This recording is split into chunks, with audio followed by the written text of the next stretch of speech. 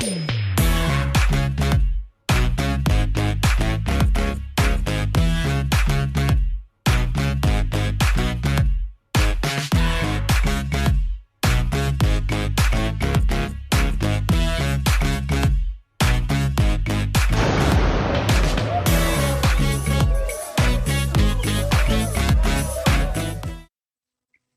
to this week's Indie Artist Music Hustle with Blonde Intelligence. I'm your host, Miss Roni, and I always seek to give you exquisite cranial repertoire. Today is August the 10th. We are still in that Lion Gate portal energy. If you need to get whatever you need to get in, now is the time. If you know, you know. But this week I want to talk a little bit about how Drake lost a lot of respect by screaming at his fans. And I think that the competition that he blatantly has with Kendrick, and it seems that he's having this competition by himself, is becoming very unhealthy for him. Because for a long time in the hip hop industry, Drake was one of the main players in hip hop that no matter which way hip hop culture went, he was a part of that culture. So I will say that. But it brings me to talk about respect and how you lose respect. And how even in that, like that verse, how Kendrick say the money, the power, the respect, the last one's better. How is, talk about how the last one is better. He'll rather have the respect of people than people pandering to you. And I think that's what Drake has so much of, that his actions after the beef is what solidified him as a loss in this, not in this is battle. You start losing in your career. You lost respect from people who were still standing beside you. So yeah, the last one is better because look how this is affecting you.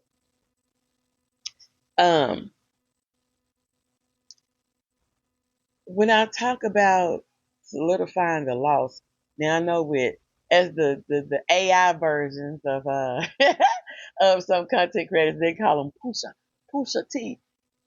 Pusha T did have a surgical summer.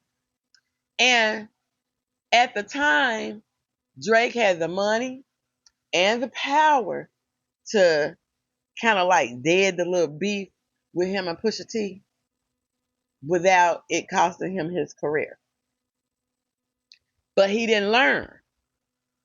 Why would you go and start a beef with someone when the last one that you had kind of like you made people kind of look at you funny then? You came on to make more music and people liked it or whatever. But then when you decided that you wanted to go up against Kendrick, I don't know why he didn't think about the verse. First, he didn't even name you in there like that at first. But he said, don't put no coughing out your mouth. I'm way too paranoid for a threat. So he's saying, hey, long as you respect me, I do what I gotta do. And as Pusha T say, there's no too far when you're attacking people. So I think that the actions of Drake after the, as they said, that the funeral was Meet the Grams and Not Like Us was like the repast, and then he just went on a victory lap. But I think that Kendrick, I don't know Kendrick, I can't speak for him, but has really like moved past the beef. And then it's time to put your action plan. Your action plan, hey, yeah, I got everybody attention. Let me go and drop some new music. Oh, I got the Super Bowl. Let me perform at the Super Bowl. And I'm going to perform the songs that I'm going to have on this world tour. And everybody got eyes on me right now. So I'm going to use this to my advantage because my new label is PG Lane. This is what it stands for. People are going to find out about it. People are going to dig into this. So it's like Drake becomes the in the past, the backdrop, moving forward. And it's like he keep trying shenanigans to stay relevant, but it's like the thinking has elevated to a higher level, so some of the things that you're doing don't make sense. And like I said earlier, I think that the competition is unhealthy because it done got to the point that you're losing respect in your profession because that's where you dominated it. So when he said the last one is better, it's better to be respected than all these shenanigans, such as um, going on the streamers, liking the derogatory posts. Um, why was he screaming at the fans to do a mosh pit now? I know that might look fun, but for me, that would deter me from going to a concert when I see people jumping around like that. I don't even like to be in a club with people jumping around like that. So yeah, I look at it, but that's not making me, ooh, I want to be him. So it's like he is having a long life battle with himself. And it's like the actions that he's doing is like he's not even having any forethought to think, hey, this, where's the PR? It's like he's out there on a limb and people are laughing about it, but somebody needs to rationalize with him. And he's lost respect from his label. You got fans throwing water bottles and tissue at you. And when I first heard that, the first thing, now that's bad. I'm gonna say that's bad. But the first thing that I thought about was Showtime at the Apollo. Remember the early Showtime at the Apollo? A performer come out to perform. If you didn't catch the audience right then, they would throw things at you and boo you, and you would have to get off the stage. So that's what I was thinking about. But then I thought about a water bottle hurt.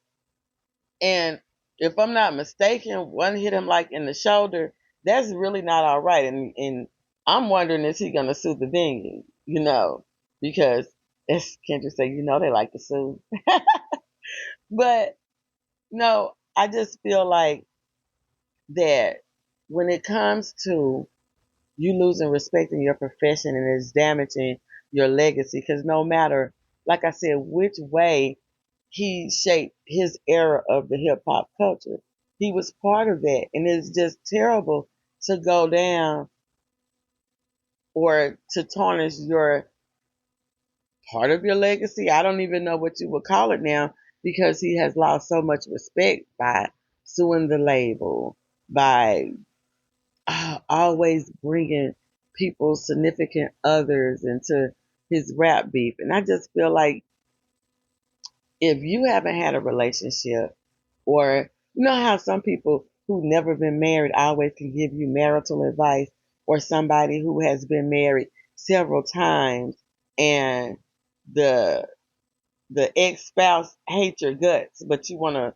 write books to tell people how to act in relationships. Those type of people always can give advice but don't have the experience.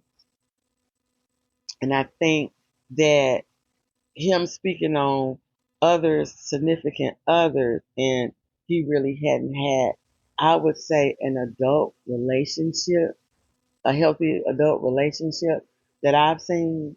And I don't look at whether or not a person has had a lot of relationships or if, they were long relationships. I look at how did the person feel about you or how do you treat each other after the relationship is over. And I haven't, what is bad to say, saw that he maintained a good relationship with anybody that he publicly dated because he would go on for years and years and years ridiculing people on rap songs and the people don't rap. So if they say something back, it's like, yeah, they said something that was a quote, but the music still lives on. So I think it's a lot of unfair things that he's done. And back to the lack of respect. Nobody respects you. But they got slapped up by Puff Daddy or Puffy or Love or whoever he want to be over a song. The hell? But it's people peeing on your leg and you letting them. It's just like a lot where, yeah, the respect is better. But the offside of it is, and even with this being Lion Gate Portal, the offside of it is you disrespected people so much, and I'm speaking when I say you, that Drake disrespected people so much that, yeah, respect is better, not the disrespect. And there's a Lion Gate Portal every year, but when you have so many planets in retrograde right now, is some shit gonna get fixed, and you're gonna sit there and you're gonna take it because that's the way it's designed. But anyway, I will talk to you next week. Remember, you can catch Indie Artist Music Hustle on our podcasting platforms. Subscribe on Spotify because some things have changed with podcasts.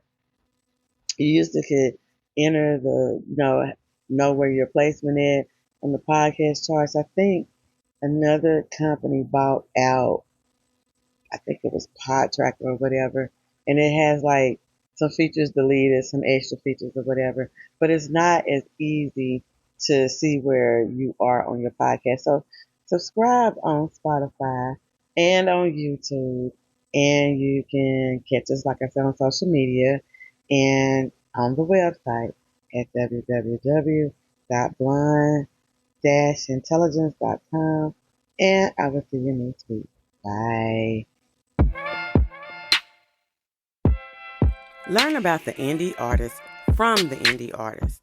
Well, I'm Jana Key. I'm an artist. Well, my name is Lauren, as you already said. I am a singer-songwriter. So I'm All Pems. I originally come from the Caribbean, St. Vincent and the Grenadines. My name is Brian Doucette. I'm an East Coast Canadian rocker.